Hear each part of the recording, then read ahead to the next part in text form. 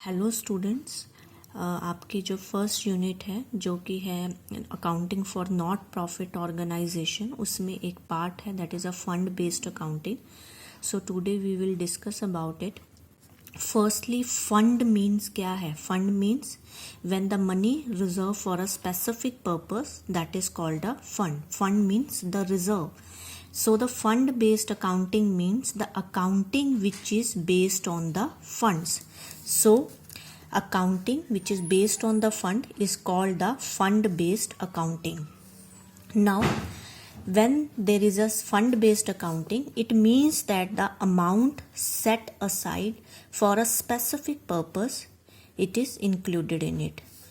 It is shown on the liability side of the balance sheet. When we will make a specific fund, then we will show it in a liability side of the balance sheet. Then all the incomes which are related with the fund जो है वो इसमें क्या कर दी जाती हैं, add कर दी जाती हैं. Like the donation received, income received, which are created to the fund account, added to the we can say that added to the fund account. Like अगर हमने कोई जो है प्राइस फंड बनाया हुआ है और अगर हमें कोई भी प्राइस से जो है प्राइस फंड से रिलेटेड अगर हमें कोई भी डोनेशन रिसीव हो रहा है तो हम क्या कर देंगे, इसमें ऐड कर देंगे. Then the expenses which are related with the fund, specific fund, that is to be debited or the deducted from the fund, उनको हम क्या कर देंगे, लेस कर देंगे. So the next one is the categories of the funds. तो funds basically जो हैं वो दो तरह के होते हैं. One is the unrestricted fund and the restricted funds. Unrestricted funds इससे वर्ड से ही क्लियर हो रहा है कि जिसमें कोई रिस्ट्रिक्शन नहीं होती है. Like it is to be used for a general purpose. भी ये कोई स्पेसिफिक नहीं है कि आपने इसी पर्टिकुलर के लिए जो है फंड्स यूज़ करने हैं. इट कैन बी, तो इसको हम किस में लेते हैं, कैपिटल फंड भी हम इसको कहते हैं. Second type is the restricted fund. Restricted fund means like जिसमें क्या होता है कि एक रिस्ट्रिक्शन होती है कि that the amount which is in the fund must be used for a that particular purpose. Like जैसे डिफरेंट टाइप हो सकते हैं, जैसे मैच फंड है, प्राइस फंड है, बिल्डिंग फंड है. तो अगर इससे रिलेटेड अगर कोई भी अमाउंट अगर रिसीव हो रही है, कोई भी इनकम हो रही है तो वो इसमें ऐड की जाएगी. और अगर कोई भी एक्सपेंसेस इससे रिलेटेड हैं, उस फंड से रिलेटेड, तो वो उसमें से ही डिडक्ट किए जाएंगे. देन अब जैसे हम इसे एक एग्जाम्पल के थ्रू अंडरस्टैंड करने की कोशिश करते हैं. लाइक इन अ क्वेश्चन हमें स्पोर्ट्स फंड दिया हुआ है, that is a 5 lakh.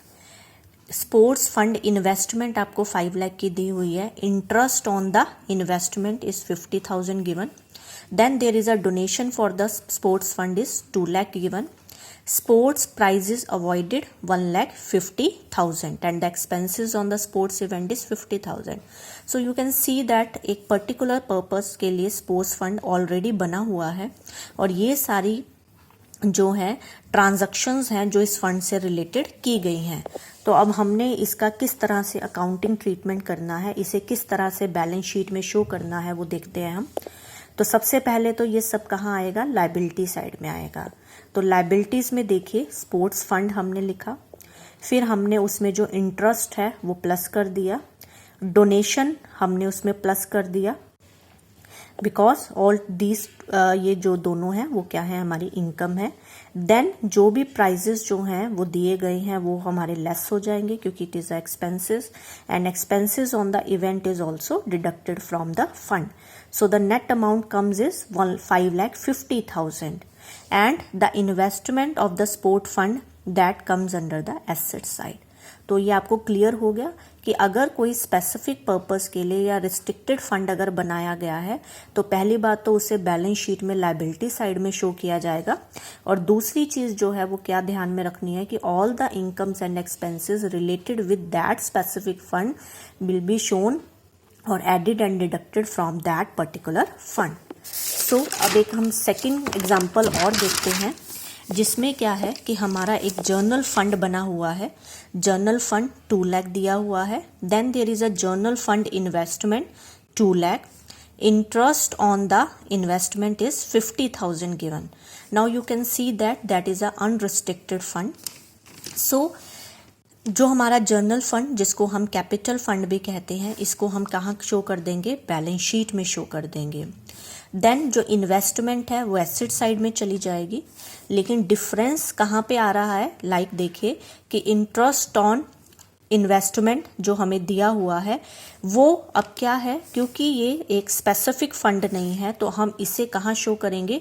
Income and expenditure की क्रेडिट साइड में जो है हम इसे दिखाएंगे. इसे हम बैलेंस शीट में यहाँ ऐड नहीं करेंगे because it is a unrestricted fund. ऐसे ही अगर कोई जो है कोई अमाउंट डोनेशन से रिलेटेड या फिर कोई एक्सपेंसेस होते तो that will be shown in the income and expenditure, not in the हम यहाँ पे ऐड लेस नहीं करते बैलेंस शीट में. तो ये बेसिक डिफरेंस है. तो ये एक बहुत स्मॉल टॉपिक है इन द एनपीओ, जिसमें पर्टिकुलर 3 मार्क्स का सेपरेट क्वेश्चन भी जो है आपके एग्जामिनेशन पॉइंट ऑफ व्यू से इम्पॉर्टेंट है. इसके अलावा जब हम एक लॉन्ग क्वेश्चन जो हमारा 6 मार्क्स का आता है उसमें भी ये पॉइंट जो है वो पूछा जा सकता है. तो ये आपने ध्यान में रखना है. Thank you.